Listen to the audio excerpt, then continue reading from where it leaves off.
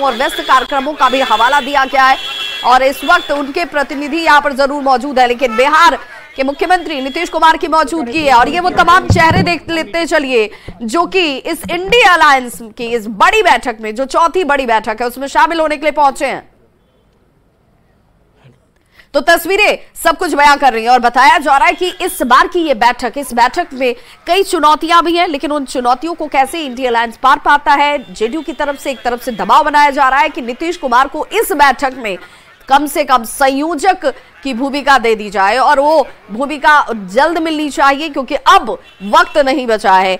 हाल के दिनों में 5 राज्यों में हुए चुनाव में जिस तरीके से स्थितियां बनी, जो परिणाम आए, जिसमें बीजेपी ने अपार जीत दर्ज की, उसके बाद कांग्रेस के ऊपर एक बड़ा दबाव है और उसी दबाव के तहत जो क्षेत्रीय पार्टियां हैं वो इस बैठक में अपनी बात रखती हुई शायद नजर आएंगी, ये भी अंदेशा जाहिर किया जा रहा है।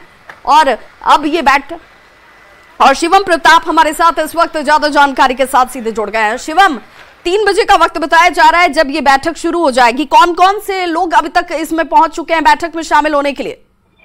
देखिए, 3 बजे से इंडिया अलायंस की आज चौथी बैठक होगी, बेहद महत्वपूर्ण बैठक है। इसमें common minimum programme, joint campaign और सीट शेयरिंग को लेकर बातचीत होगी क्योंकि लोकसभा चुनाव में ज्यादा समय रह नहीं गया है। लेकिन इस बैठक में 27 विपक्षी दल आज शामिल होंगे। बिहार से नीतीश कुमार, लालू प्रसाद यादव, टीएमसी से ममता बनर्जी, कांग्रेस से राहुल गांधी, सोनिया गांधी, मल्लिकार्जुन खड़गे, अब झारखंड से हेमंत सोरेन, ये तमाम जो विपक्षी नेता है, अरविंद केजरीवाल, ये सब आज शामिल होंगे। 3 बजे से ये बैठक शुरू होगी। अभी तक की बात करें आप तो अखिलेश यादव, अरविंद केजरीवाल, राघव चड्ढा, डी राजा जैसे तमाम बड़े नेता अभी फिलहाल पहुंच चुके हैं।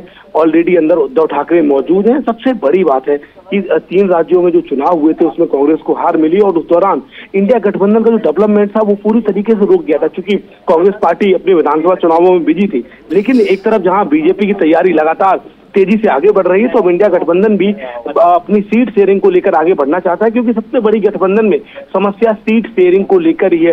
किस राज्य में कितने लोग चुनाव लड़ेंगे, किस राज्य में कितनी पार्टियां, कौन कौन सी पार्टी कितनी सीट मांगेगी, ये तमाम बातें आज होनी है। और सूत्रों का दावा ये भी है कि कांग्रेस पार्टी 320 से 340 सीटों पर लड़ सकती है और 210 से 220 सीटें अपने तमाम जो सहयोगी दल हैं उनके लिए छोड़ सकती है। अगर ये होता है तब तो कोई बात बनेगी। शिवम प्रताप जरा ये बताइए, क्या हाल के दिनों के जो चुनाव परिणाम हैं उन परिणामों के बाद जिस तरीके से उद्धव गुट अपनी नाराजगी जाहिर कर चुका है, ममता बनर्जी ने तल्ख तेवर दिखाए, नीतीश कुमार की पार्टी जेडीयू की तरफ से बार बार दबाव बनाया जा रहा है, तो क्या आपको लग रहा है इतना आसान होगा कि यहाँ पर जिस स्ट्रैटेजी पर कांग्रेस आगे बढ़ रही है उसे तमाम दूसरी सहयोगी पार्टियां स्वीकार कर पाए?